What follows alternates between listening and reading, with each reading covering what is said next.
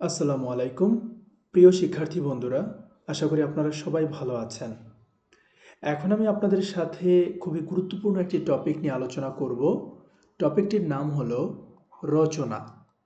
তো এই যে টপিকটি আছে, এই টপিকটি নিয়ে অনেক শিক্ষার্থীদের মধ্যে অনেক ধরনের প্রশ্ন আছে। তো সেই প্রশ্নগুলো আমি এক্সপ্লেন করার চেষ্টা করব, পাশাপাশি আপনাদের সাথে আমি আলোচনা করব যে কোন কোন রচনাগুলো 2024 সালের পরীক্ষার্থী যারা আছেন তাদের জন্য খুবই খুবই গুরুত্বপূর্ণ। তাহলে চলুন আমরা শুরু করছি। ভিডিওটি না টেনে শুরু থেকে শেষ পর্যন্ত মনোযোগ সহকারে দেখবেন, তাহলে আপনি ক্লিয়ার একটা আইডিয়া পাবেন এবং যেই আইডিয়া ফলো করে আপনি পরীক্ষা দিলে 20-এ 20 না পেলেও 20-এ 19 তো পাবেনই। তাহলে চলুন আমরা শুরু করি। প্রথমত কিছু প্রশ্ন আমাদের মাঝে তৈরি হয়। প্রথম প্রশ্ন হতে পারে, আচ্ছা আমি যে রচনা লিখব আমি কত পৃষ্ঠা লিখব। দ্বিতীয় প্রশ্ন আমাদের মাঝে তৈরি হতে পারে, আচ্ছা আমি কত ঘন্টা অথবা কত মিনিট সময় আমার রচনার জন্য রাখব। তৃতীয় প্রশ্ন হতে পারে, আচ্ছা সর্বোচ্চ কতগুলো পয়েন্ট লিখব। চতুর্থ প্রশ্ন হতে পারে, আচ্ছা বেশি বেশি পৃষ্ঠা লিখলে কি নাম্বার বেশি, নাকি বেশি পয়েন্ট লিখলে নম্বর বেশি। আর পঞ্চম যে কোশ্চেনটা, আচ্ছা এইচএসসি 2024-এর জন্য আমরা কোন কোন রচনা পড়ব। তো এই যে 5টা কোশ্চেন আছে, এই 5টা কোশ্চেনের অ্যান্সারই আমি সুন্দর করে বোঝানোর চেষ্টা করব, পাশাপাশি আরও বেসিক কিছু বিষয় নিয়ে আলোচনা করব, যে বিষয়গুলো শুনলে শিক্ষার্থীদের অন্ততপক্ষে এই রচনার উপরে একটা ক্লিয়ার আইডিয়া চলে আসবে। প্রথম কোশ্চেনটা ছিল, রচনা কত পৃষ্ঠা লিখব। এই কোশ্চেনটা একটা ভেইগ কোশ্চেন বলতে পারেন, অর্থাৎ এই কোশ্চেনটা অপ্রয়োজনীয় একটা কোশ্চেন। কেন? প্রথমত হচ্ছে আপনি রচনা লিখবেন, রচনা ডিপেন্ড করে টপিকের উপরে। যেমন কথার কথা, আপনি ধরুন রচনা হতে পারে বাংলাদেশের মুক্তিযুদ্ধ, রচনা হতে পারে বাংলাদেশের পর্যটন শিল্প, কথার কথা রচনা হতে পারে বাংলাদেশের ষড়ঋতু। এখন সেক্ষেত্রে কি আপনি কথার কথা ষড়ঋতু লিখবেন? এখানে কিন্তু আপনি চাইলেও অনেক পয়েন্ট আপনি বাড়াতে পারছেন না, যদি না আপনি নিজ থেকে ক্রিয়েট করার ক্ষমতা না থাকে। তাহলে সেক্ষেত্রে আপনি যদি কোনো গাইড বই ফলো করে পড়াশোনা করেন, তাহলে কিন্তু বেশি পয়েন্ট বানাতে পারছেন না। তো আপনি যত বেশি পয়েন্ট বানাতে পারবেন, ঠিক তত বেশি পৃষ্ঠা লিখতে পারবেন। পয়েন্ট না বানাতে পারলে তো আর লিখতে পারবেন না। তো এটা একটা ফ্যাক্ট। পাশাপাশি আমার ওই টপিকটা কতটুকু আমার জন্য ফ্রেন্ডলি, সেটাও একটা ফ্যাক্ট।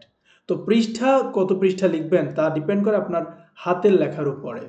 যেমন আমাদের অনেকের আছে যে হাতের লেখা হচ্ছে এক একজনের এক এক রকম। যদি মনে হয় যে আমার হাতের লেখা একটু বড় বড়, তাহলে কি প্রসেস ফলো করব। আমার হাতের লেখা ছোট ছোট, তাহলে আমি কি প্রসেস ফলো করব। আমার হাতের লেখা মোটামুটি সুন্দর, তাহলে আমি কি প্রসেস ফলো করব। আমার হাতের লেখা সুন্দর কিন্তু স্লো, তাহলে আমি কি প্রসেস ফলো করব।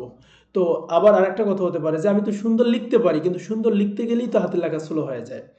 তো এই যে হাজারো কোশ্চেন আমাদের মধ্যে রেইজ হয়, তো এই জন্য এই অ্যান্সারটা দিতে হলে আমাকে বাকি কোশ্চেনগুলো আগে আলোচনা করে আসতে হবে।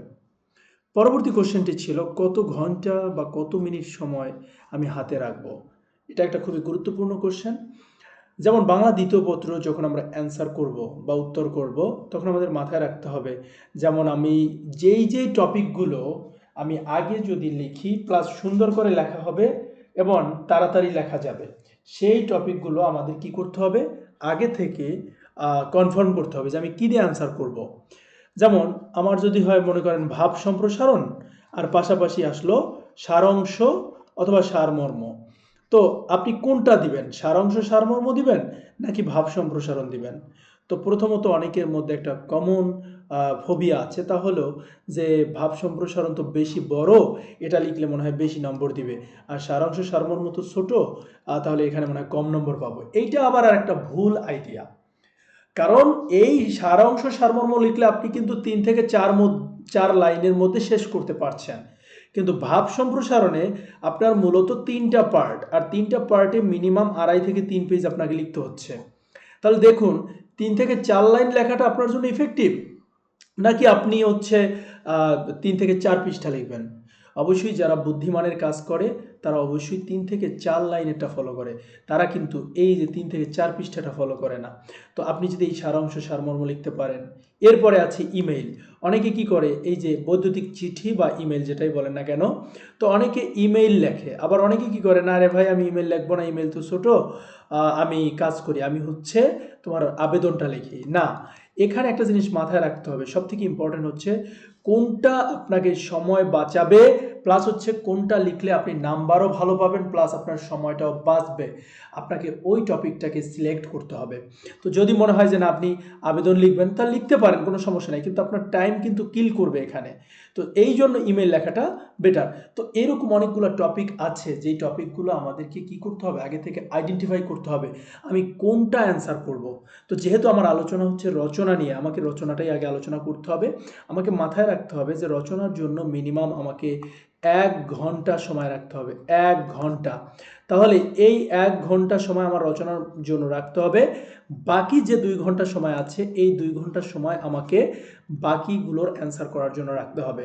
এখন কিভাবে করবেন সেটা হচ্ছে আপনার ক্যালকুলেশন, যে আপনি কোনটা দিবেন। আর যদি আপনি ক্যালকুলেট না করতে পারেন, মনে হয় যে না পারবেন না, তাহলে সেক্ষেত্রে আমাকে কমেন্টে জানাবেন, আমি আপনাকে ওইভাবে অ্যানালাইসিস করে জানিয়ে দেবো যে কোনটা কোনটা অ্যান্সার করলে আপনি খুব দ্রুত অ্যান্সার করতে পারবেন। এরপরে সর্বোচ্চ কতগুলো পয়েন্ট লিখব। এখানে একটা খুব ইম্পর্টেন্ট কথা, যে রচনায় আমাদের মার্ক কত, 20। তো 20-এ 20 মার্কস যদি হয়, সেক্ষেত্রে অবশ্যই অবশ্যই আমাকে মাথায় রাখতে হবে মিনিমাম 25 থেকে 27টা পয়েন্ট লিখতে হবে, 25 থেকে 27টা পয়েন্ট লিখতে হবে। এখন যদি মনে হয় যে না আমি 20টা যদি লিখি তাহলে সমস্যা আছে, না সমস্যা নেই, সর্বনিম্ন 20টা লেখা যাবে, কিন্তু এই 20-এর থেকে কিন্তু কম লেখা যাবে না। এরপরে হতে পারে যে আমি এখানে যে আছে যে বেশি পৃষ্ঠা লিখলে নম্বর বেশি, নাকি বেশি পয়েন্ট লিখলে নম্বর বেশি, এখানে ডিপেন্ড করে। আপনার পয়েন্ট যদি বেশি হয়, আপনার কিন্তু পৃষ্ঠাও বেশি লাগবে।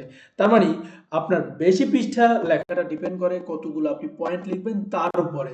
এই জন্য আমি সবসময় বলবো যে আপনারা বেশি বেশি পয়েন্ট লিখবেন, আর তাহলে দেখা যাচ্ছে অটোমেটিকলি পৃষ্ঠা হয়ে যাবে। যেমন কথার কথা, আপনি 1 পৃষ্ঠায় 4টা পয়েন্ট লিখবেন, তো যদি মনে হয় 25টা, তাহলে আপনারা কিন্তু 6 পৃষ্ঠা বা 7 পৃষ্ঠা কিন্তু লিখতে পারবেন। তো 6 থেকে 7 পৃষ্ঠা লিখলে কিন্তু এনাফ রচনার জন্য। আর এইচএসসি 2024-এর রচনার জন্য কোন কোন রচনা পড়লে কমন পাবে, মানে পড়বে, এইটা নিয়ে হচ্ছে আমি পরবর্তীতে আরেকটা ভিডিও দিচ্ছি, কারণ এই ভিডিওটা একটু বড় হয়ে গেছে। সো আমি যেই পরামর্শগুলো দিলাম তার জিস্ট কি, সামারি কি, সামারিটা হচ্ছে এইটাই, যে রচনার জন্য আমরা হচ্ছে 1 ঘন্টা